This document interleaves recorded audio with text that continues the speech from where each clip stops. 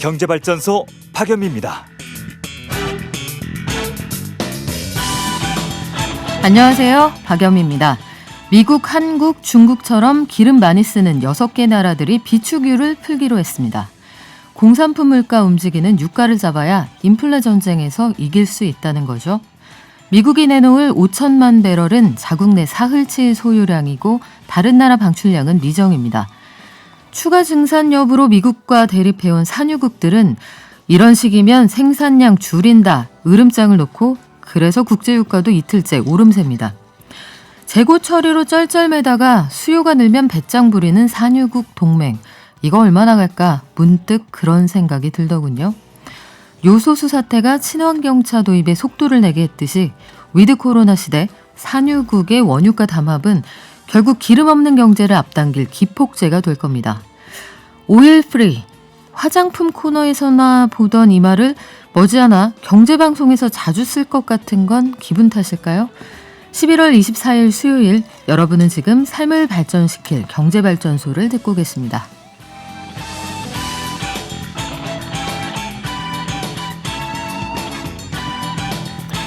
집합금지 대상은 아니지만 코로나19 이후로 피해를 입은 업종들 정부 지원 받는다고 하는데 현금 지원은 아니고요. 저리 융자입니다. 현장의 반응은 좀 엇갈리는 모양이네요. 그리고 경력 단절 여성, 말이 좀 무섭죠. 일하다 일하지 못하게 된 분들 이야기하는 건데 인구의 수는 줄었지만 비율은 늘었다. 무슨 얘기인지 한번 정리해 보겠습니다. 가계부채 총량 관리가 굉장히 깐깐하게 이루어지고 있는데 이제는 총량이 GDP 규모에 완전히 가까이 다가섰다. 이런 소식도 들어와 있네요.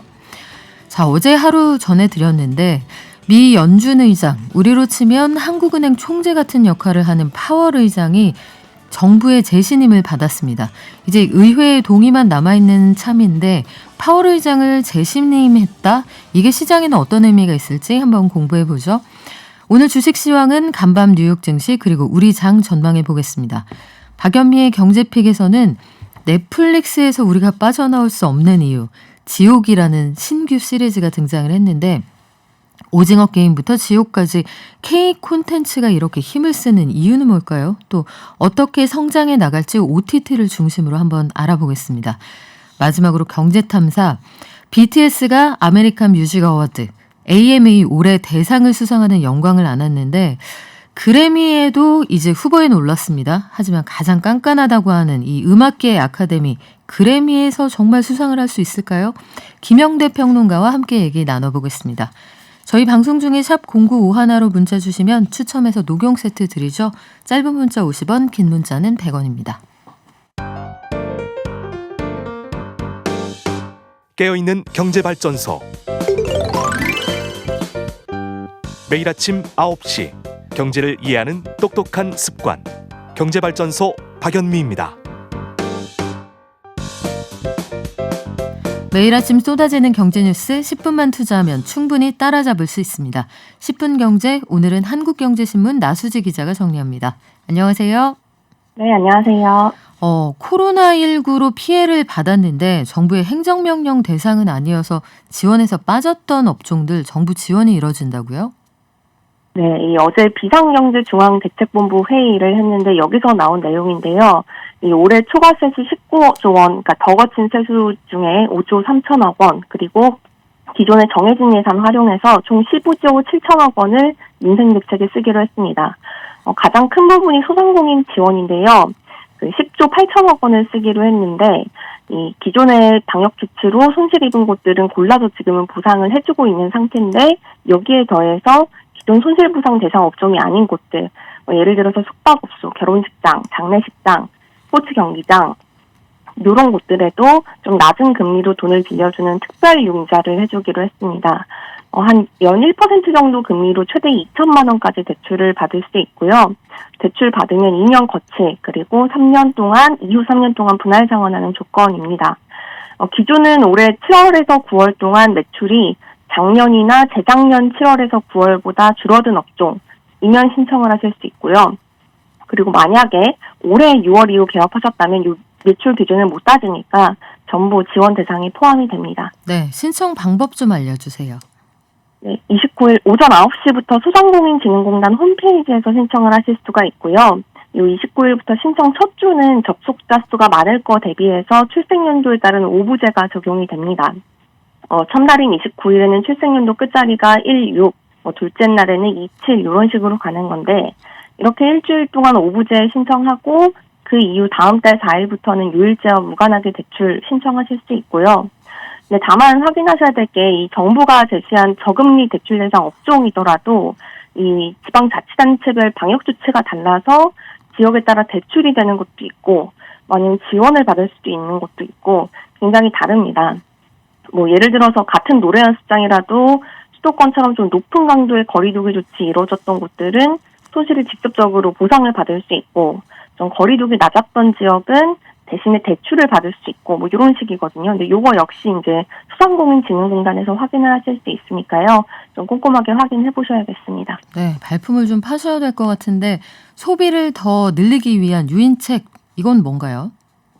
네, 이거 아마 자동차 구입 예정인 분들이나 아니면 지금까지 자동차 사려고 예약은 했는데 요즘 차량용 반도체 공급 부족 때문에 자동차 출고가 굉장히 늦어진다고 하잖아요. 이런 분들께 조금 희소식일 것 같은데 이 승용차에 붙는 개별 소비세 인하 조치가 원래 다음 달 말로 끝입니다. 근데 내년 6월까지 6개월 더 연장을 하기로 했습니다. 원래 승용차 제소세는 5.0%가 붙는데요. 이 지난해 7월 이후에 계속 소비 진작을 하기 위해서 3.5%로 낮아져 있는 상황입니다. 근데 요거를 이제 6개월 더 이어가는 거고요. 얼마나 깎이는가를 보면 출고가 3,500만 원 기준 중형 승용차를 산다라고 하면 한 75만 원 정도 세금 인하 혜택을 받을 수가 있습니다. 네, 이번에는 고용시장 얘기 한번 해볼까요? 여성 인력들이 적극적으로 참여해야 한다 이런 얘기가 많은데 임신 출산으로 경력이 끊긴 경력 단절 여성은 줄어들지만 육아 때문에 단절되는 사람은 늘었다. 아까 그 얘기를 하고 싶었던 거군요. 이 통계가 어떻게 나온 건가요?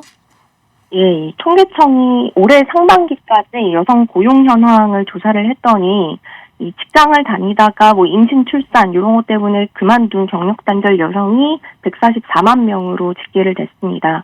이 전년 상반기에 비해서 5만 명가량 이제 수는 줄어든 건데 여성 인구 자체가 줄어들면서 수가 줄어든 거지 정말 경력 단절 여성이 줄어든 건 아니거든요. 그래서 비율로 따져보면 기혼 여성 대비해서 경력 단절 여성 비율은 17%대로 계속 유지를 하고 있고요. 그렇다면 왜 경력이 단절이 됐냐라고 이유를 물어봤더니 육아가 43%로 이 조사가 이어진 2013년 이후에 육아 때문입니다라고 답한 비율이 가장 높았습니다. 그러니까 육아 때문에 이제 부담이 갈수록 늘어나고 있다라는 의미로 해석을 할 수 있을 것 같은데 이 같은 통계의 다른 질문을 보면 육아 부담이 더 잘 엿보이는데요. 자녀별, 연령별, 경력 단절 여성 비율을 살펴보니까 자녀가 6세 이하로 어릴수록 그리고 또 자녀가 많을수록 이 여성들이 경력이 단절된 현상이 뚜렷해서 육아 부담이 줄어들지 않고 있다라는 점을 알 수가 있었습니다. 네, 가계부채 소식도 들어와 있군요. 이제는 국내 총생산 규모에 완전히 근접할 만큼 몸집이 커졌다고요? 네, 한국은행이 9월 말 기준으로 가계부채를 발표했는데요. 1,844조 9천억입니다. 3개월 전인 6월 말보다 36조 더 불어난 거고요.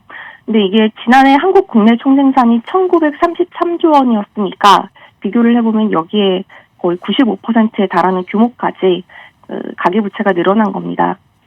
이거를 인구별로 다 나눠보면 아이부터 어른까지 모든 국민 한 사람당 한 3,560만 원 정도 빚을 지고 있다라고 보시면 될 것 같고요.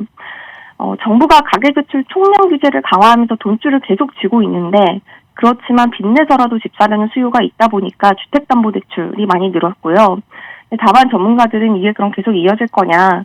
그래도 기준금리가 계속 올라가는 추세인 만큼 대출금리도 그러면 따라 오르고 이렇게 되면 가계부채 급증세도 좀 하반기 되면 올해 말까지 그리고 내년 상반기는 좀 잠잠해지지 않겠냐 이런 전망을 내놓고 있습니다. 네, 속보 하나 전해드릴까요? 삼성전자가 미국에 건설할 제2파운드리 공장 부지 결정을 했군요.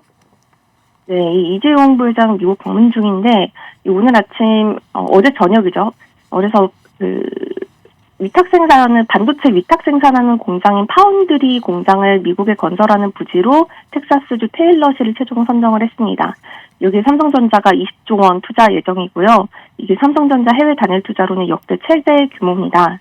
여기에 2022년 상반기에 공장을 착공을 해서 2024년부터는 양산을 하겠다라고 발표를 했습니다. 네, 지금까지 한국경제신문 나수지 기자였습니다. 고맙습니다. 네, 감사합니다.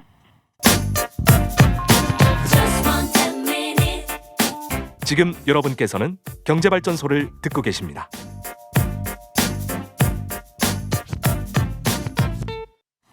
네, 이런 얘기하면 옛날 사람 이럴지 모르겠는데 3284님, 자원 없는 우리나라가 그래도 부지런히 일하는 수많은 사람 덕분에 경제가 많이 발전한 것 같습니다. 우리 남동생 둘도 포클레인, 지게차, 특수 운반차 운행하는데 기름값에 요소수 걱정 없이 살았으면 좋겠습니다.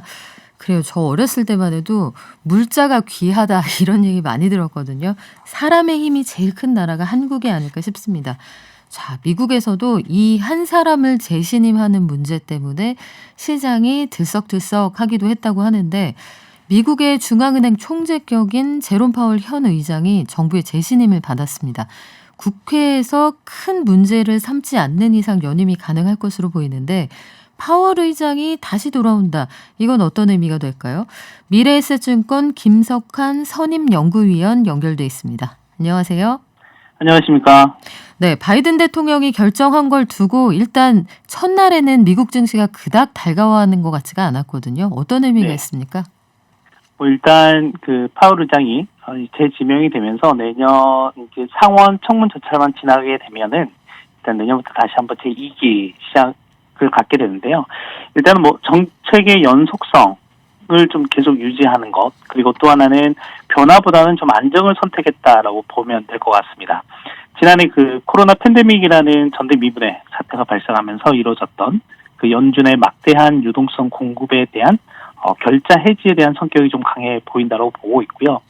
또 하나는 이제 갑작스러운 연준 수장 교체에 따른 불확실성, 그에 따른 변동성 확대를 좀 제한함으로써 금융시장에 미치는 영향도 좀 미미하지 않았나 생각이 되고요.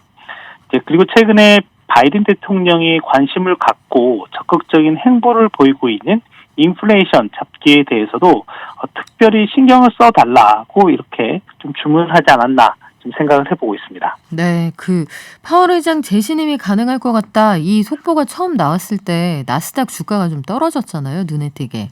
네, 맞습니다. 현장에서는 파월 의장이 재신임의 일성으로 밝혔던 물가에 우리가 가지고 있는 수단으로 대응하겠다 이 말을 좀 무섭게 받아들인 것 같기도 한데, 파월 의장이 종전하고 스탠스가 좀 바뀐 건가요? 아니요, 그건 아니고요. 방금 정확히 짚어주신 것 같고요. 그리고 방금 제가 말씀드렸던 것처럼 인플레이션 잡기에 좀 더 적극적으로 나서겠다라고 바이든 대통령으로부터 뭔가 특별한 좀 주문을 받은 것 같고, 방금 얘기해 주신 부분이 이제 정확했던 건 뭐냐면, 파월 의장이 연준 의장 지명에 따른 화답 성명에서 더 높은 인플레이션을 고착화하는 것을 막기 위해서 이제 우리의 도구를 사용할 것이다라고 얘기를 했거든요. 이 부분은 이제 방금 얘기하셨던 것처럼 시장이 약간 화들짝 놀라는 좀 부분이 있었고요.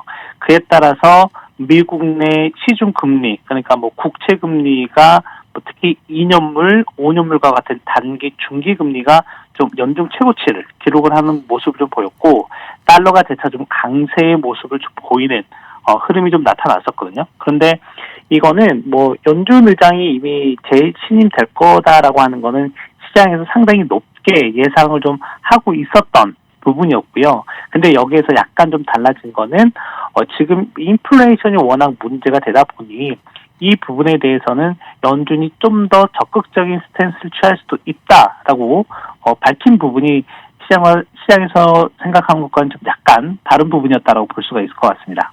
연구위원님 보시기에는 그럼 테이퍼링이나 기준금리 인상 시점, 속도 요즘 빨라지는 건가요?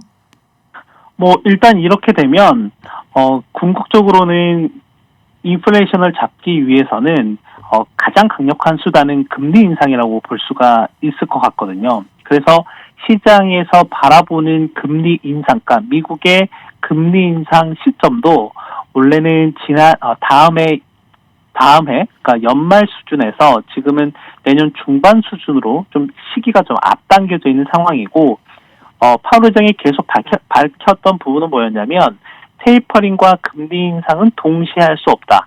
그러니까 선 테이퍼링 후 금리 인상, 이걸 계속해서 강조했었거든요. 그렇게 된다면 일단 기존 스케줄대로 11월과 12월에는 각각 150억 달러 규모씩 축소를 할 거고요. 아마 이제 추가적인 회의를 통해서 테이퍼링 규모를 늘린다든지 이런 절차가 좀 앞으로 남아 있을 수 있다라고 보고 있습니다. 미 증시에서나 아니면 미국 금융시장에서는 금리가 벌써 움직인다는 얘기가 나오거든요. 파월 의장이 원래 순한 비둘기파였는데 약간 매운 비둘기가 되는 것 같다. 매파 쪽으로 가는 거 아니냐 이런 얘기도 있어요. 일단 파월 의장의 성향 같은 경우는 방금 얘기하셨던 것처럼 약간 완화적인 스탠스이긴 합니다. 그런데 계속 시장에서 좀 기대를 하고 있었던 부분은 뭐냐면, 지속적인 소통을 하는 부분에 대해서는 이전 또 연준 의장들과는 좀 다른 부분이 좀 있었기 때문에, 향후에 테이퍼링 규모를 조정한다든지 또는 금리 인상을 한다라든지 이런 부분에 있어서는 지속적으로 좀 시장과 소통하겠다라고 천명을 한 부분이기 때문에 그 부분은 크게 염려할 부분은 아니라고 생각이 되고요. 일단 내년에 금리 인상이라든지 지금 이달 말부터 시작되는 테이퍼링이라든지 이런 부분들은 계속해서 얘기를 해왔던 부분이었거든요. 그래서 갑작스럽게 튀어나온 얘기가 아니다라고 하는 부분이고요. 그런 만큼 시장에 어느 정도 좀 충분히 반영이 되어 있는 이슈이기도 하다라고 볼 수 있겠습니다. 네, 파월 의장이 이제 재신임이 된다고 해도 앞으로 숙제가 만만치 않은데 고용도 회복을 하면서 물가도 잡고 코로나19 이후에 경기도 회복하는 데 도움을 줘야 한다. 이게 언뜻 들어서는 몸에도 좋고 맛도 좋은 유기농 라면 막 이런 느낌이 들거든요. 이거 어떻게 풀어갈 수 있을까요? 일단 코로나라고 하는 상황 같은 경우는 백신과 치료제가 나온 이후에 상당히 두려움이라든지 위기감이 낮아져 있는 수준으로 보여지고요. 최근에 유럽을 중심으로 해서 재확산세가 나타나고 있지만 지난 1년 전만큼 사람들이 패닉에 빠졌다든지 또는 공포감을 느낀다든지 그런 건 아닌 것 같거든요. 그리고 또 하나 고용 회복과 관련해서는 지금 미국의 고용 회복은 상당히 순조롭게 잘 되고 있다라고 보고 있습니다. 특히 지금까지는 민간 부분 주도로 회복을 했었는데 이제 앞으로는 이 부분, 그러니까 공공 부분까지 같이 붙여지게 된다라고 하면 아마 내년 하반기쯤에는 코로나 팬데믹 이전 수준인, 그러니까 실업률 기준으로 약 3.5% 수준까지 회복하는 모습을 좀 보일 것으로 보고 있고요. 그리고 이제 인플레이션이 가장 좀 문제이지 않을까 생각이 됩니다. 앞에서 바이든 대통령이 파월 연준 의장을 재신임하면서 특별히 인플레이션과 관련해서 특별한 얘기를 했을 것 같다라고 이제 말씀드린 이유가 뭐냐면 최근에 바이든 대통령이 인플레이션과 관련해서 적극적인 행보를 또 보이고 있고 지난주에 있었던 미중 정상회담에서도 중국에게 전략 비축률을 방출해달라고 얘기를 했었거든요. 네, 한다고 했죠. 네, 미국 같은 경우는 어제 발표를 했습니다. 5천만 배럴 규모의 전략 비축률을 방출하겠다라고 일단 내용이 나왔거든요. 그 이후에 이제 국제 유가가 좀 꺾이는 모습들이 좀 나타나고 있는데 이거 같은 경우에는 이제 큰 그림상에서 보면 저는 바이든 대통령의 낮은 지지율과 좀 연관이 있다라고 생각이 됩니다. 그만큼 지금 미국인의 민심이 좋지 않다는 것인데 이거는 미국인의 소비자 심리 지수에서 상당히 잘 나타나거든요. 실제 소매 판매라든지 산업 생산과 같은 실물 경제 지표는 계속 개선되는 모습을 보이고 있는데 소비자 심리 지수는 그렇지 않은 모습을 보이고 있거든요. 그리고 소비자 심리 지수 부진에 가장 큰 영향을 미치고 있는 게 바로 이 인플레이션 기대 심리이거든요. 그래서 이걸 지금 잡는다라고 하면 실제 두 가지 목적을 달성할 수가 있죠. 네, 그런 측면에서 인플레이션 잡는 게 지금 바이든 대통령의 가장 큰 목적이고 그걸 또 수행하는 데 있어서 파월 연준 의장의 역할이 상당히 중요하다라고 볼 수 있겠습니다. 그렇다면 재신임 일성은 이른바 으름장일 수도 있다 이런 생각이 드는데 앞으로 지켜보겠습니다. 지금까지 미래에셋증권 김석환 선임연구위원과 함께했습니다. 고맙습니다. 감사합니다. 경제를 아는 가장 최고의 지름길. 첫 번째, 매주 평일 오전 9시부터 1시간 TBS 라디오 FM 95.1MHz와 TBS 앱을 엽니다. 두 번째, 유튜브와 팟빵을 통해 언제든 경제발전소를 만날 수 있습니다. 경제를 이해하는 똑똑한 습관. 경제발전소 박연미입니다.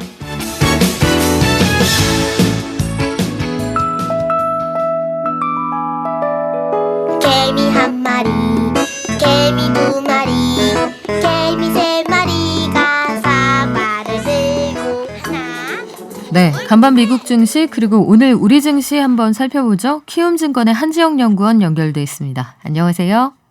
네, 안녕하세요. 간밤 뉴욕 증시는 어땠습니까? 네, 일단 결과만 놓고 보자면은 나스닥은 또 하락하고 다우와 S&P 500은 상승하는, 즉 이틀 연속 혼조세를 보였는데, 다만 장 후반 들어서 나스닥도 하락폭을 축소하는 이러한 흐름을 보였습니다. 그래서 어제 같은 미국 증시의 흐름은 전약 후강의 장세를 보였다라고 판단을 하고 있고요. 몇 가지 변화 요인들을 살펴보자면은 지난 파월 의장의 연임 소식 결정 이후에 금리가 상승했고 달러화가 강세를 보이는 등 이렇게 채권과 외환시장에서 불안 요인들이 상존하긴 했지만 어제 발표된 미국과 유럽의 제조업 구매자 관리지수, 다시 말해 제조업 업황을 둘러싼 그 제조업체들의 심리지수가 예상보다 잘 나왔다는 소식이 미국 증시 전반적으로 지수 하단을 지지했고 또 더 나아가 경기 민감 관련 업종들, 에너지, 금융 이러한 경기 민감 업종들로 투자 자금이 유입이 되는 이러한 순환매 장세가 전개가 되면서 전체적으로 어제 미국 증시 흐름은 양호했다라고 평가를 하고 있습니다. 네, 파월 의장 얘기는 어제에 이어서 조금 전 코너에서도 다시 하게 되는데 파월 네네. 의장의 그 재신임 일성을 두고 말들이 많단 말이에요. 해석 여부를 네네네. 두고 그가 변심했다. 이제 비둘기 아니다. 불의가 있는 비둘기로 변했다. 이런 얘기도 있는데 한지영 네. 연구원이 보시기에는 어떤가요? 예, 이것도 아마 지금 많은 전문가들, 투자자들 사이에서도 의견이 지금 엇갈리고 있는 것 같은데 저는 파월 의장이 변심했다라고 보지는 않습니다. 그리고 최근에 이렇게 시장이 파월 의장 연임 소식 이후에 불안한 모습을 보인 것도 어떻게 보면은 지금 맥락이 약간은 과거랑 달라졌기 때문이다라고 볼 수가 있어요.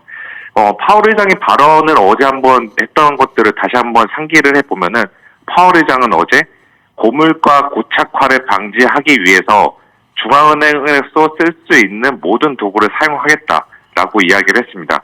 그런데 이 이야기는 이미 9월에도 파월 의장이 했었고 10월에도 했었고 몇 차례 계속 했었던 이야기인데 이번에 시장이 이거를 굉장히 매파적으로 변심으로 받아들인 이유는 아무래도 바이든이 임명한 직후에 있었던 발언이다 보니까 투자자들도 금융시장 참여자들도 파월 의장이 변심했다라고 약간 맥락을 달리 해석한 것으로 보고 있습니다.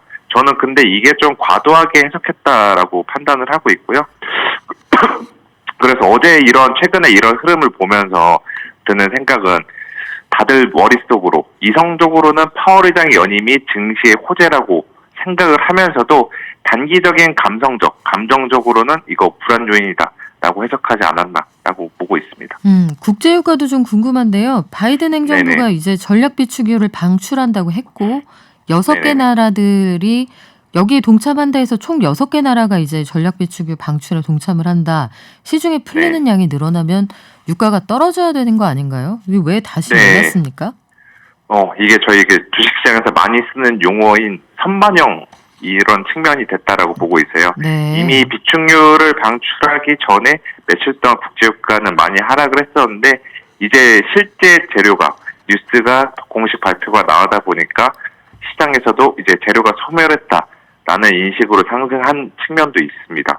그런데 이제 저는 중요한 거는 이만큼 지금 전략 비축유를 방출하기로 결정했다라는 거는 그만큼 미국이나 주요국들이 현재 고물가의 문제, 그 고유가의 문제를 막는데 해결하는데 총력을 기울이고 있다라고 저는 해석을 하고 있고요. 더 나아가서 지금의 인플레이션의 문제는 이른바 정부나 중앙은행이 통제 불가능한 영역까지 치달은 것은 아니다. 아닌 상태라고 저는 해석을 하고 있습니다. 그래서 지금 오펙에 좀 반발도 예상이 되고 있고 또 전체적으로 국제유가가 뭐 추가적으로 급등 다시 할 거다라는 우려들이 있는데 일단 미국의 원유 선물 시장에서의 돌아가는 움직임을 보면은 내년도 1월, 3월, 6월 이때 거래되는 유가의 가격이 그 국제유가의 시세가 지금보다 낮게 형성이 되어 있습니다. 다시 말해서 이미 그 선물 시장에서 일부 금융 시장에서는 국제 유가가 더 이상 높게 올라가기는 어렵다라고 바라보고 있기 때문에 이러한 점들 감안해서 봤을 때 국제 유가는 지금여서 이제 추가 상승은 제한적이다라는 좀 말씀을 드리고 싶습니다. 네, 우리 장은 어떻게 출발했습니까? 네, 그리고 뭐 미국 증시가 혼조세를 보였는데 그래도 우리나라 증시는 반도체를 포함한 대형주들이 강세를 보이면서 코스피가 지금 0.4%대 상승세를 보이고 있고요. 어제 코스닥 같은 경우는 NFT, 메타버스 관련주들이 주리어 급락을 하면서 1% 넘게 빠졌는데 오늘은 이제 어제 낙폭이 과도했다는 인식 속에 이제 반등을 하면서 코스닥도 지금 0.5%대 상승세를 연출하고 있습니다. 네, 지금까지 키움증권의 한지영 연구원이었습니다. 오늘 말씀 고맙습니다. 네, 감사합니다. 네, 오늘 코로나19 확진자 수가 4,000명을 웃돌 거다 이런 얘기가 나왔는데 어제 저녁 9시 기준으로도 이미 상당수가 확진이 됐다는 통계를 제가 보고 들어왔거든요. 오전에 김부겸 총리가 상당히 위험한 수준이다. 서울만이라도 아마 경계 상태를 좀 격상할 수도 있다. 이렇게 적극적으로 이야기를 하는 상황입니다. 날씨가 쌀쌀해져서 감기랑 헷갈리실 수도 있겠는데요. 코로나 확산 방지에 적극적으로 동참해 주시고요. 사회적 거리 두기 꼭 유지해 주시기 바랍니다. 아빠 찬스다 뭐다 그러잖아요. 아직도 우리 사이는 불평등하구나. 개선될 거 기본적인 거. 예, 소상공인이 웃으면서 이렇게 장사할 수 있고 살아갈 수 있게끔 우리 경제에서 기회만큼은 진짜 공정해야 된다.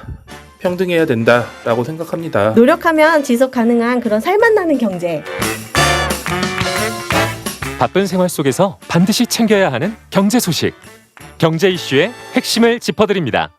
발빠른 경제발전소 박연미의 경제픽. 네, 문화가 커가는 과정을 보면 플랫폼하고 거기에 담을 콘텐츠의 동반 성장이 있어야 소위 잘 나간다 이런 결과를 얻을 수가 있는데 지금 우리 K 콘텐츠 시장의 상황이 딱 그런 것 같습니다. OTT도 잘 나가는데요. 잘 나가는 이유는 거기에 들어있는 알맹이가 꽤 괜찮거든요. 오징어 게임에 이어서 지옥이라는 시리즈 이게 굉장히 화제가 되고 있습니다. 공개한 지 하루 만에 전 세계 1위를 한번 터치하고 내려왔는데 지옥이라는 시리즈 이것의 힘일까요? 아니면 오징어 게임 이후에 탄력을 받아서 계속 가는 걸까요? K 콘텐츠 산업 전망 한번 해볼게요. 디지털투데이의 황치규 기자 오셨습니다. 안녕하세요. 안녕하십니까. 자, 지옥 다 보셨습니까? 네, 저는 주말에 다 봤습니다. 아, 저도 봤는데 네. 이게 좀 무섭기도 하고요. 그 여러 가지 제가 이 내용을 스포일러할 수 없어서 네. 간단히 말씀을 드리면 이게 굉장히 우리가 극단적인 상황에서 그걸 설정해 놓은 그런 드라마가 잘 팔리는 시즌이구나 이런 네. 생각도 들었는데 공개 하루 만에 세계 1위를 찍고 내려왔어요. 네. 이 정도 인기가 있는 이유가 뭘까요? 이제 뭐 제가 좀 방송 오기 전에 그 넷플릭스를 포함한 이제 스트리밍 콘텐츠 순위를 측정하는 사이트가 있는데요. 좀 체크를 해보니까 이제 뭐 지금 지옥이 1위고 오징어 게임이 좀 오늘 아침 기준으로 둬서 여전히 4위고 좀 뭐 갯마을 차차차도 이제 9위에 지금 랭크가 돼 있더라고요. 전체적으로 지금 뭐 탑 10에 이제 K 콘텐츠들이 좀 반응이 굉장히 좋은데 사실 뭐 제가 이제 막 콘텐츠 전문으로 이렇게 그 내면에 깊숙이 다루는 기자가 아니다 보니까 뭐 주변에서 듣는 얘기들을 네. 좀 종합해 드리면 좀 뭐 오징어 게임도 그렇고 뭐 예전에 킹덤도 좀 그랬던 것 같고요. 이제 뭐 지옥도 그랬던 것 같고 좀 해외 분들이 좀 자주 접하기는 힘든 좀 그런 좀 스토리텔링에 좀 기반하고 있고 그 부분을 좀 한국적인 부분들을 좀 또 이렇게 또 서구권 시청자들이 좀 볼 수 있도록 좀 세련되게 잘 가공을 했다. 이런 점들이 좀 버무려진 거 아니냐라는 평판들을 주변에서 듣고 있습니다. 네.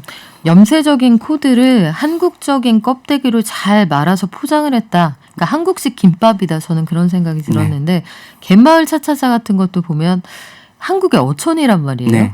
이런 것들을 배경으로 한 드라마를 좋아한다. 신기하기도 했는데 이거 그 지옥, DP, 스위트홈, 넷플릭스 오리지널 중에 인기 많았던 것들 대부분 웹툰이 원작이죠. 네, 뭐 이번 지옥도 뭐 웹툰 원작 웹툰에 좀 기반을 하고 있고요. 그 웹툰을 인기를 끌었던 웹툰을 이제 좀 뭐 드라마나 영화나 게임으로 좀 확장하는 좀 이런 컨텐츠 전략들이 좀 다양한 곳에서 좀 펼쳐지고 있습니다.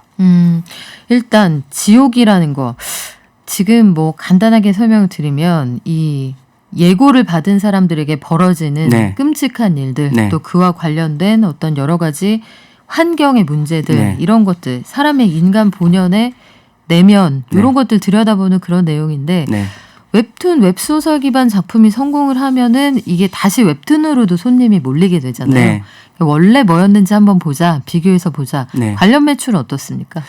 좀 뭐 요 지옥 웹툰은 이제 지난해 이제 네이버 웹툰을 통해서 완결된 웹툰이고 이제 그 드라마 이제 히트 이후에 네이버가 이제 글로벌 시장에 런칭을 좀 했어요. 런칭을 했는데 반응이 뭐 상위권에 좀 올라갈 정도로 반응이 좀 괜찮다 그러고 국내 유저들 사이에서도 조금 이제 이용자가 좀 다시 늘고 있다라고 그래서 좀 뭐 어떤 드라마 인기 자체가 다시 웹툰으로 좀 이어지고 또 웹툰의 인기가 또 드라마의 탄생으로 이어지는 약간 이런 선순환 구조의 사례들이 굉장히 좀 늘고 있는 것 같습니다. 요즘에 그런 얘기 들었어요. 아마 다들 요맘때 신춘문예 그 준비하셔서 막 머리 싸매고 하셨던 분들 꽤 계실 텐데 요즘에는 웹툰문예 여기에 응모하는 사람들이 그렇게 많다고 합니다. 네, 저도 그렇게 듣고 있습니다. 경쟁률이 뭐 그 몇천 대 1 이렇게 된다고 하는데 오징어 게임이나 지옥 같은 것들이 넷플릭스가 제작비를 제공하잖아요. 네. 그러면은 웹툰 같은 경우에는 그 네이버 웹툰이 드라마 매출을 넷플릭스하고 좀 나눠 갖거나 이런 구조는 없나요? 뭐 일단 간접적으로 혜택이지 직접적으로 매출을 수익 공유하는 모델은 아니고요. 어떤 저작권 자체를 좀 넷플릭스가 가져가는 모델이기 때문에 좀 뭐 스토리를 제공한 거 이외에 네이버가 이제 뭐 그 지옥의 매출을 통해서 뭐 추가 수익을 얻거나 이런 부분들은 아직까지는 아닙니다. 네. 그렇군요. 네. 웹툰하고 웹소설 어쨌든 오리지널 콘텐츠를 강화하자 이런 목소리가 나오는 것 같은데 네. 네이버 웹툰이 요 웹툰 관련해서 앞으로 어떻게 사업을 꾸려나가겠다 이런 계획을 밝혔습니까? 좀 뭐 큰 틀에서 보면 이제 웹툰과 웹소설, 이제 뭐 게임, 영화, 드라마, 이제 여기에 뭐 커머스까지 이어지는 하나의 IP로 이제 다양한 분야에 활용하는 이제 이런 뭐 슈퍼 IP 전략이라고도 부르는데요. 이런 흐름들이 좀 확산되고 있고 네이버도 좀 이 부분을 굉장히 좀 주력하고 있는 대표적인 회사 중에 하나입니다. 최근 이제 뭐 컨퍼런스에서 이제 네이버 웹툰 측에서 좀 참석을 해서 또 이제 메타버스와 이 웹툰 IP를 좀 연결해서 뭐 예를 들어 이제 뭐 웹툰의 캐릭터를 뭐 메타버스에서 활동하는 3D 아바타나 가상 좀 인플루언서 개념으로도 확장할 수 있는 시나리오를 좀 제시해서 좀 관심을 끌었는데 전체적으로 보면 어쨌든 메타버스라든지 NFT 같은 신기술의 어떤 그 웹툰 IP 콘텐츠 IP를 좀 결합해서 좀 과거에는 좀 경험할 수 없었던 사용자들이 경험할 수 없었던 좀 콘텐츠 서비스들을 좀 만들어내려는 시도들이 좀 활발해지고 있고 좀 이렇게 듣는 측면에서는 굉장히 좀 신기하기도 하고 짜릿한 측면도 있어서 이게 사업적으로 구체적으로 어떤 결과들이 좀 나올지 앞으로 좀 흥미롭게 지켜볼 만할 것 같습니다. 웹툰의 메타버스화라 하면 혹시 그 드라마 W처럼 이 웹툰 속으로 내가 들어가서 가서 유아인 씨가 했던 역할 이런 것들을 만나보고 이럴 수도 있는 거예요? 뭐 다양한 상상이 좀 가능할 것 같고요. 그 안에서 어쨌든 뭐 웹툰을 메타버스화 할 수도 있고 아니면 또 웹툰의 주인공이 이제 또 메타버스 세계의 또 캐릭터로 좀 변신해서 좀 더 확장성 있게 좀 유저들하고 커뮤니케이션 하는 이런 시나리오도 좀 가능할 것 같고 거기에 이제 뭐 또 뭐 그 캐릭터가 이제 뭐 어떤 본인의 그 아이템이나 어떤 컨텐츠를 또 판매할 수 있는 이런 식의 좀 비즈니스 모델도 많은 업체들이 관심을 갖고 있는 것 같습니다. 결국은 다 로블록스처럼 사업을 해보겠다. 그쪽으로 이제 웹툰을 충분히 그쪽으로도 확장할 수 있다. 이제 뭐 네이버나 카카오 같은 기업들이 그렇게 보고 있는 것 같고요. 예. 그렇군요. 이게 페이 체계도 다 갖추고 있는 회사들이라서 무한 확장이 가능할 것 같은데 카카오 이 회사도 앞으로 텍스트, 웹툰, 영상 이런 것들 열심히 하겠다고 얘기를 했군요. 네. 그 뭐 얼마 전에 있었던 이제 모 컨퍼런스에 이진수 대표가 이제 직접 참석을 해서 발표를 진행을 했는데 그 텍스트가 이제 뭐 웹툰이 웹소설, 영상, 드라마 거기에 이제 궁극적으로 이제 메타버스로 이어지는 시나리오를 좀 제시를 했고요. 좀 카카오 엔터테인먼트 같은 경우는 정말 그 뭐 슈퍼 IP를 활용할 수 있는 인프라를 거의 다 갖추고 있죠. 뭐 거의 기획사부터 그 기획사 음악, 뭐 웹툰 여기에 이제 뭐 최근에 이제 뭐 메타버스까지 그 가상 인플루언서까지도 직접 하겠다라고 좀 발표를 했기 때문에 좀 뭐 이런 웹툰의 IP를 좀 다양한 엔터테인먼트 분야에 좀 확장할 수 있는 인프라를 이미 좀 갖추고 있어가지고 아마 좀 카카오 엔터테인먼트 행보가 굉장히 공격적으로 나오지 않을까 좀 개인적으로는 그렇게 생각을 하고 있습니다. 네, 이런 내용들을 담은 드라마들이 이미 좀 있었거든요. 네. 그리고 웹툰에서 카카오 네이버가 전 세계 시장에서 굉장히 잘 나간다는 얘기 들었는데 네. 북미하고 동남아 시장을 가지면 뭐 다 가질 수 있다. 앞으로 행보를 좀 지켜보겠습니다. 네. BTS도 요 네이버 웹툰하고 손잡고 뭔가를 해보려고 한다. 여기까지만 알고 있거든요. 네. 이건 무슨 얘기예요? 뭐 엔터테인먼트 업계에서도 이제 웹툰이 굉장히 좀 중요한 콘텐츠 분야로 떠오른 것 같고요. 이제 내년 초에 좀 BTS 멤버들이 좀 등장하는 콘텐츠를 이제 좀 네이버 웹툰을 통해서 좀 선보인다는 발표를 얼마 전에 좀 했습니다. 웹툰의 주인공이 BTS다. 네. 뭐 지민 씨나 슈가 씨, 제이홉 거기서 뭔가 캐릭터를 맡아서 한다는 얘기죠. 저도 이제 뭐 제가 정확하게 어떤 콘텐츠가 이제 좀 나올지는 네. 모르겠는데 주인공들을 좀 소재로 삼아서 네. 주인공들이 그 멤버들이 주인공으로 등장한다고 하니까 좀 뭐 어쨌든 BTS 팬들 입장에서는 좀 또 웹툰에도 음악뿐만 아니라 웹툰에도 관심을 많이 가질 것 같습니다. 내용이 뭐예요? 어떤 내용으로 구성이 되는 겁니까? 그 뭐 이제 좀 호랑이 이제 이렇게 제가 잠시만요. 범 사냥꾼이요? 네, 그렇습니다. 이제 그런 이제 범사냥꾼이라는 좀 그 주제로 그 BTS 멤버들이 이제 등장을 해서 좀 뭐 어떤 이야기를 보여줄지는 제가 좀 더 확인을 해서 다음에 한번 공유를 드리겠습니다. 거기까지는 비밀일 네. 것 같기도 한데 내년 1월에 공개가 된다고 하니까 BTS 멤버들이 호랑이를 잡는다. 네. 어떤 표현이 될지 참 궁금하기도 하고요. 그 멤버들별로 굉장히 캐릭터가 다르니까요. 크래프톤 그 게임으로 유명한 회사인데 이 회사도 뭔가 웹툰을 해보려고 하는 거 같죠? 네, 뭐 이제 크래프톤 하면 이제 좀 굉장히 글로벌하게도 인기가 있는 배틀그라운드라는 게임을 개발하는 네. 곳인데요. 이 배틀그라운드의 좀 세계관을 좀 웹툰에 반영을 한 서비스를 이제 얼마 전에 네이버 웹툰을 통해서 시작을 했습니다. 이제 이게 게임 업체들이 웹툰을 내놓는 거는 뭐 특정 회사만 하는 건 아니고요. 지금 뭐 전체적으로 다양한 회사들이 게임 IP를 좀 웹툰으로 좀 웹툰 웹소설로 확장하려고 하고 있고 뭐 일부 업체들은 뭐 영화까지 지금 만들고 있습니다. 생각해보면은 굉장히 자연스러운 게 게임 자체가 거대한 스토리가 있잖아요. 네. 그 서사구조가 있고 네. 멋진 캐릭터들이 이미 등장을 하고 네. 여기에 보면 항상 시련을 겪는 주인공이 나오잖아요. 네. 그 스테레오타입의 그 이야기가 있기 때문에 옮기는 건 뭐 그렇게 어려울 것 같지 않은데 시장에서 얼마나 각광을 받을지는 좀 지켜보겠습니다. 이런 상황들이 결국은 각 회사의 주가에도 반영이 되는 거죠.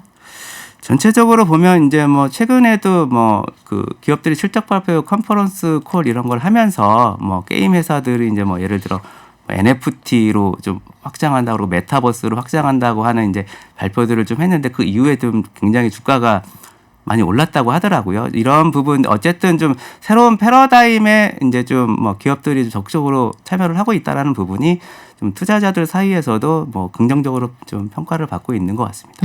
해외 진출 얘기도 많이 들려오는 것 같은데요. 네. 네이버나 카카오 같은 테크 기업들 말고 콘텐츠 회사들은 어떻습니까? 지금 뭐 CJ E&M 같은 회사가 이제 전통적인 IT 업체라고 보기보다는 좀 전통적인 컨텐츠를 기반으로 한 기업으로 볼 수 있는데 좀 굉장히 요새 공격적이죠. 뉴스에서도 많이 언급이 되고 있는데 최근 뭐 라라랜드 제작사를 인수를 했고요. 좀 뭐 SM 엔터테인먼트를 인수가 이제 임박했다라는 보도들도 많이 나오고 있어서 이제 이게 좀 컨텐츠 자체를 좀 이제 뭐 한국을 넘어서 좀 아예 그냥 북미나 이제 서구권 시장까지 겨냥한 좀 아주 과감한 배팅을 하고 있다라고 좀 보고 있는데요.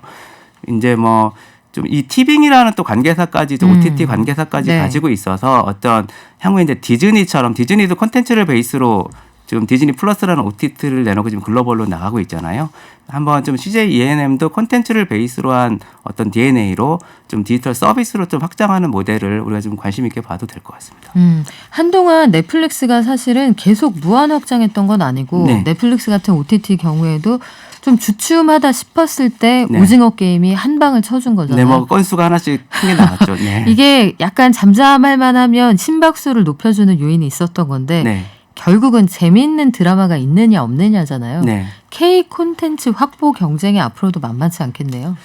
좀 OTT 관련 뉴스들을 보시면 알겠지만 이제 최근 뭐 넷플릭스만 있는 건 아니고요. 뭐 넷플릭스보다 규모가 훨씬 큰 애플, 아마존 뭐 이런 기업들이 이미 이제 그 OTT 사업을 좀 엄청난 투자를 하고 있어요. 그래서 이제 향후에 넷플릭스 미래를 이들 업체들 때문에 좀 부정적으로 보는 시나리오들도 있는데 이 업체들이 OTT를 지금 키우면서 하는 이유가 단순히 신규 사업 측면도 있지만 그 기존 사업 자체에서 OTT가 하는 역할이 커지고 있다. 이렇게 좀 가치를 높게 평가하는 측면도 있어요. 그래서 그 컨텐츠가 갖는 소비자의 접점 이 부분이 향후의 사업에 되게 중요하다고 보고 있는 거고 이런 관점에서 점점 더 공격적으로 투자를 하고 있습니다.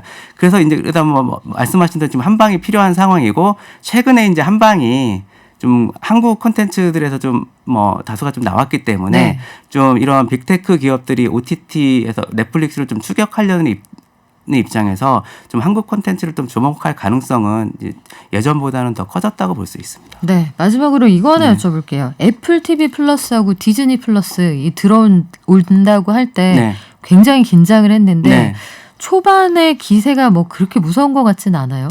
뭐 애플 TV는 이제 뭐 이렇게 컨텐츠 자체가 이렇게 풀이 이렇게 많지 않다 뭐 얘기가 좀 있고요. 이제 디즈니 플러스 같은 경우는 뭐 지금 최근 논란이 좀 됐지만 그 자막이 좀 이렇게 좀 엉성하게 된 부분들이 많아서 이제 좀 네. 불만을 표시하는 사용자들이 한국어가 많았죠. 부족하다 이런 얘기가 네, 이게 좀 많더라고요. 너무 서둘러 진출했던 네. 거 아니냐 이런 부분도 있는데, 근데 넷플릭스, 그러니까 디즈니 같은 경우는 어쨌든 좀 넷플릭스하고는 겹치는 부분보단 고유한 좀 팬층을 좀 상당 부분 확보를 하고 있어서, 네, 뭐 개인적으로는 애플 TV보다는 지금 그래도 한국에서 좀 연착륙하지 않을까 좀 이런 기대들이 많이 있는 것 같습니다. 네, 디즈니 플러스 가입하거나 가입 과정에 어려움 겪었던 분들이 고 온라인 AI 상담사하고 그 겪었던 일들 네. 에피소드 올리는 게 그게 요새 좀 인터넷 화제가 됐죠. 유행이거든요. 한국말 잘 하시는 분과 대화하고 싶어요라고 이용자가 썼을 때 아니요, 저 한국말 할 수 있어요. 잘 이렇게 왔던 그 메시지가 굉장히 많이 공유되고 있다는 것 알려드리고 싶네요. 지금까지 디지털투데이의 황치규 기자와 함께했습니다. 고맙습니다. 감사합니다. 범람하는 거짓 정보와 가짜 뉴스, 공정한 경제를 말합니다. 깊이 있는 경제발전소 박연미의 경제탐사.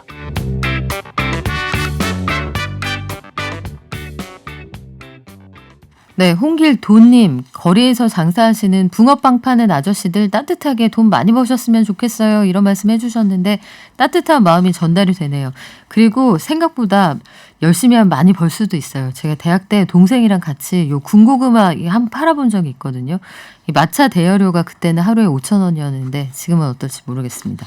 자, BTS 전문가 김영대 평론가 오셨습니다. 안녕하세요. 안녕하세요. 김영대입니다. 김영대 평론가가 오신다고 했더니 뭐 잉글리시를 쓰시는 유저들이 비발라 부이테님, I wish I understood Korean.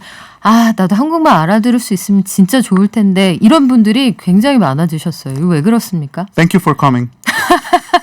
김영대 제가 씨 만나러 트위터에다가 왔어요. 출연한다고 네. 올렸더니 이제 글로벌 아미 분들께서 혹시라도 영어 한마디라도 해주실까 네. 하면서 지금 기다리고 계신 분들도 있을 것 같아요. 아미 힘을 내요. 아미 퍼플유. 그거 하나면 됐습니다. 자, BTS 전문가 김영대 평론가. BTS가 또 한 번 새로운 역사를 썼어요. AMA에서 대상을 받았는데 이거 어느 정도 의미가 있는 건가요? 저는 보통 이제 K-팝의 새 역사 썼다, 아시아 최초 뭐 이런 말 쓰는데 저는 과장이 아닙니다. 대중음악의 역사를 새로 썼다. 그리고 대중음악의 역사에 뭐 한 페이지 혹은 한 단락으로 기록될 역사적 사건이 일어났다 이렇게 말을 하고 싶어요. 정확히 어떤 상을 받은 거예요? 아메리칸 뮤직 어워드라고 하거든요. 미국에서는 두 번째로 오래된 상입니다. 그래미 다음으로 오래된 상이고, 그리고 그래미 커미티 그 위원회에서 그 심사해서 수상자를 결정하는 그래미와 달리 대중들을 대상으로 하기 때문에 훨씬 어떤 트렌드를 직접적으로 반영하고 사실상 그해 있었던 발매됐던 가장 핫한 곡들을 바로 수상자로 호명을 하는 그 시상식으로 유명하죠. 바로 그 아메리칸 뮤직 어워드에서 BTS가 아티스트 오브 더 이어, 뭐 대상격이라고들 많이 합니다. 올해의 아티스트라는 뭐 영광스러운 그런 상의 수상자로 이름을 올렸습니다. BTS라고 BTS 하셨던 그 여성분께서 너무 흥분을 하셔서 더 기억에 남았는데 BTS 등장 순서가 실크소닉에 이어서 두 번째였어요. 이 실크소닉에도 하프, 그러니까 그렇죠. 절반은 한국인인 분이 여기 들어가 계시잖아요. 그렇죠. 앤더슨 팍. 네, 그래서 실크소닉도 반가웠는데 두 번째로 BTS가 등장을 했습니다. 세계적인 락밴드 콜드플레이하고 협업한 곡을 들려줬는데 멋있더라고요. 아메리칸 뮤직 어워드 이번에 그 포맷이나 그 형식 순서를 보면은 이거 완전히 BTS를 위해 준비했구나. 거의 BTS의 뭐 왕좌 등극 같은 거죠. 그런 것들을 위한 상징적인 시상식으로 준비를 했구나라는 걸 알 수 있는 게, 말씀하셨듯이 시작을 BTS로 열었어요. 그리고 그들을 놓치지 않으려고, 놓치지 않을 테야. 놓치지 않을 거예요. 네. 그거를 위해서 마지막 순서로 버터를 준비했지 않습니까? 그러니까요. 네, 사실상 이번 아메리칸 뮤직 어워드가 BTS를 위한 시상식이었다라는 거를 뭐 딱 드러낸 그런 뭐 포맷으로부터 알 수 있었던 부분이었죠. 사실 그런 생각도 들더라고요. 이번에 AMA는 BTS 없었으면 어쩔 뻔했어요. 사실 몇 년째 아메리칸 뮤직 어워드도 마찬가지고 빌보드 뮤직 어워드도 마찬가지고 그래미도 뭐 거의 비슷한데, 이런 미국 대중음악 산업으로 움직이고 있는 이 거대한 이 음악 시상식이 BTS라는 어떻게 보면 외국 가수, 그들이 키워내지도 않은, 물론 도움을 줬지만 키워내지 않은 BTS라는 아티스트의 유명세를 활용하지 않으면 어려운 상황이 됐다. 이건 실제로 시청률에서 드러나거든요. 몇 년째 사실 BTS가 등장하기 이전에 그래미나 아메리칸 뮤직 어워드의 시청률과 이후의 시청률은 확연히 다릅니다. 그렇죠. 그 어려운 BTS가 후보에만 오르고 못하는 상이 있어요. 그래미. 그래미가 미국에서 가장 깐깐하고 배타적이고 뭐 음악계의 아카데미상이다 이런 얘기도 있는데, 그래미 후보에 이번에도 올라는 갔죠? 맞습니다. 예, 새벽에 발표가 돼서 많은 사람들의 탄식과 기쁨과 뭐 그 망감이 교차하는 그런 상황을 만들어냈는데, 탄식은 왜일까요? 왜냐하면 자, 후보에 올랐습니다. 예, 지난해에 이어서 팝 듀오 올 그룹 퍼포먼스라는 부문에 버터라는 곡으로 올랐는데, 그거는 굉장한 성과죠. 그리고 2년 연속 올랐기 때문에 앞으로 이거는 그 어떤 아시안 아티스트도, 그 어떤 비미국 영국권 아티스트도 이루기 어려운 성과라는 거는 거의 확실해요. 그런데 다만 지난해 보여준 버터의 어마어마한, 뭐 올해죠, 버터의 어마어마한 인기, 그리고 뭐 지난 몇 년간 이어온 BTS 현상을 생각을 한다라면, 우리가 소위 주요 부문이라고 하는, 뭐 주요 부문이라는 말을 쓰진 않습니다. 제너럴 필드라고 하거든요. 이 제너럴 필드 안에 있는 레코드 오브 더 이어, 송 오브 더 이어 정도의 BTS가 올랐어도 전혀 이상하지 않았을 텐데 오르지 못했다라는 것 때문에 지금 많은 사람들의 아쉬움을 자아내고 있고, 심지어 뭐 한 언론은 이거는 과연 BTS의 손해일까? 그래미의 손해일까? 이런 말도 하고 있습니다. 후자에 한 표 걸겠습니다. 그렇죠. 동의합니다. 그래미가 성급했던 것 같은데. 그리고 다른 후보들 몇 면을 보면 뭐 사람들이 그래미가 가장 뭐 저명한 시상식이고 깐깐하고 음악성을 위주로 본다고 하지만, 이들도 어쨌든 단 한 사람씩이 한 표를 행사하는 시상식인데, 다른 후보들의 몇 면을 봤을 때는 거기 안에 버터가 올라간다고 해도 전혀 위화감이 없을 그런 노래들이에요. 그래서 저는 이것이 모르겠어요. 그러니까 제 어떤 감인데 지금 딱 거기 어디에 걸친 게 아닌가 싶거든요. 이제 그래미라는 단체의 보수성과 깐깐함이 하나가 있고, 그리고 그들이 변화하려고 하는 노력이 분명히 있었어요. 예. 그래서 뭐 심사위원단 구성도 많이 바꾸고 기준도 많이 바꾸고 했는데, 그 어디에 딱 걸쳐진 게 아닌가 싶어서 개인적으로 물론 아쉽습니다. 하지만 그들이 2년 연속 그래미의 후보가 되었다라는 역사적인 그런 의미 같은 거는 변화가 돼서는 안 되겠죠. 퇴색이 돼서는 안 되겠죠. 그래요. 임박했다. 저는 그런 느낌이. 진짜 임박했는데 네, 너무 임박했다. 아쉬워요. 딱 여기까지였는데 해외 언론들 반응은 어때요? 뭐 아메리칸 뮤직 어워드 뭐 같은 전반적으로 BTS에 대한 뭐 전반적으로는 뭐 아메리칸 뮤직 어워드에 관련해서는 뭐 BTS를 위한 시상식이었다. 제가 아까 말한 대로 뭐 비슷한 평가예요. 그리고 그들의 무대가 뭐 아메리칸 뮤직 어워드의 밤을 장식했다 이런 것이고, 그래미와 관련해서는 앞으로도 계속 나오겠지만 아마 그 스너비라는 표현 쓰거든요. 그래미 스너. 그래미가 무시한 아티스트 이런 표현을 쓰는데 그게 이제 항상 나옵니다. 오스카도 마찬가지고. 그쵸. 근데 저는 이번에도 역시 BTS 얘기가 등장할 거라고 생각을 하고요. 아마 그런 기사가 나올 것 같습니다. 그래요. 현지에서도 사실 위켄드 같은 훌륭한 가수들도 거기에서 제대로 대접 못 받는다 이런 얘기 가끔 그럼요. 있었잖아요. 네. 위켄드 때문에 뭐 새롭게 이 뭐 위원회를 없애자 뭐 이런 말도 있었고 그래미가 없어져야 된다 막 이런 말도 있었고, 근데 어떤 이러한 논란을 만들어낼 수 있다라는 거, 왜 BTS의 버터가 왜 레코드 오브 더에 안 올랐지? 그래미가 문제가 있는 거 아니야? 그래미가 바꿔야 되는 거 아니야? 라는 의문을 우리에게 불러일으키고, 그게 심지어 한국인의 어떤 국뽕 차원이 아니라 미국 사람들 사이에서도 이건 뭔가 좀 타당하지 않다. 그래미가 뭔가 이 렐러번스라 그래요. 그러니까 지금의 현재 벌어지고 있는 상황을 그들은 왜 못 받아들이고 있지? 라는 말을 할 수 있게 만드는 것만으로 BTS의 위상은 대단하다 생각합니다. 그러네요. 그럼 지금 그래미가 하고 있는 판단은 irrelevance하네요. irrelevant하다. 네. 영어 잘하세요. 감사합니다. 지금 시류를 좀 제대로 읽지 못하고 있다 이런 생각도 드는데, 여하간 BTS는 계속 앞으로 나갈 겁니다. 미국 현지에서 콘서트도 준비를 하고 있죠. 이번엔 관객하고 만납니까? 맞습니다. 소피 스테디움이라고 LA 램스, LA 찰저스의 그 홈구장으로 미국에서 가장 많은 관객을 동원할 수 있는 스테디움으로 알려져 있는데 27일, 28일 한다고 하고요. 12월 초에도 또 공연을 합니다. 사실 이제 몇 번 안 되기 때문에 아쉬워요. 이게 그 일반인들한테 오픈되는 단계까지 가지 못하고 VIP 회원, 그러니까 과거에 콘서트 취소된 그 티켓을 구매해야만 했던 사람들을 위해서 1차적으로 오픈했는데 그것만으로 지금 매진이 다 돼 있어서 일반인들은 구하지도 못하고 있고, 지금 10,000불 가까이 안표 값이 상승을 했다고 합니다. 네, 안표는 나쁘지만 인기의 척도이기도 하죠. 다음에는 콘서트 한국에서 호텔 매진 사태 한번 보자고요. 지금까지 국내 최고의 평론가 김영대 평론가와 함께했습니다. 고맙습니다. 감사합니다. 네, 현장 AMA 시상식에서 저도 이거 아주 재미있게 봤습니다. 아들 데려온 셀럽들 많았는데 딸 컬처 이름을 BTS가 얘기해 줬을 때 그분이 한번 뒤집어지셨던, 너무너무 좋아했던 기억이 있네요. 자, 녹용 선물 세트 오늘 8002번님 드리고요. 지옥 관련주 엄청 오르고 있는데 세상을 너무 무료하게 살았다간 이런 눈썰미 하나 없어서 안 되겠다고 생각해서 경제정보 열심히 듣고 있습니다. 재미있는 드라마는 어느 회사가 만들었는지, 상장돼 있는지 요거까지 생각해 보시는 것도 슬기로운 경제생활이 될 겁니다. 다들 건강하시고요. 저희 내일 더 열심히 준비해서 돌아올게요. 발전.